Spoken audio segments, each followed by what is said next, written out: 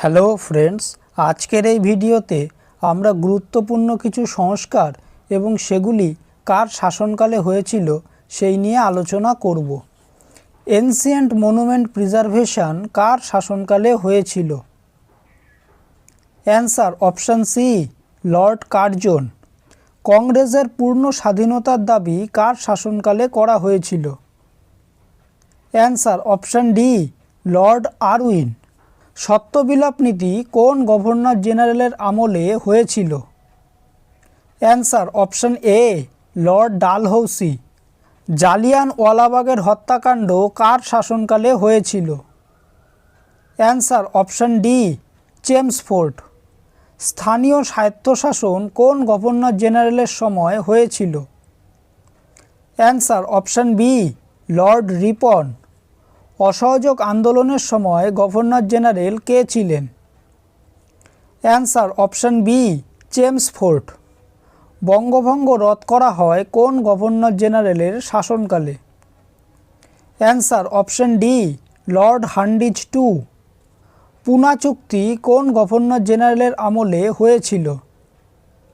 Answer option C, Lord Wellington.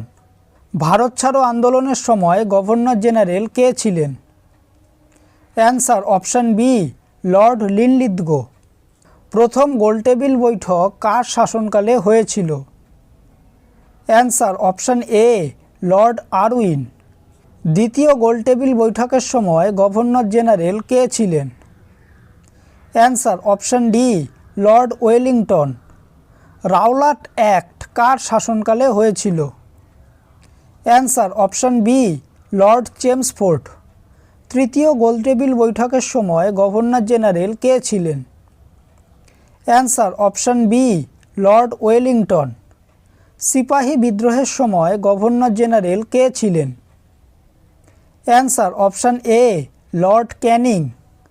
Kolkata থেকে দিল্লিতে রাজধানী স্থানান্তরের সময় গভর্নর জেনারেল কে ছিলেন? Answer option C, Lord Hardinge two. Vernacular press অ্যাক্টের বিলোপ সাধন কার শাসনকালে হয়েছিল? Answer option A, Lord Ripon. ভিডিওটি যদি ভালো লেগে থাকে তাহলে ভিডিওটিকে অবশ্যই লাইক করবে, চ্যানেলটিকে সাবস্ক্রাইব করবে আর তোমাদের মতামতটি অবশ্যই কমেন্ট করে জানাবে। ধন্যবাদ।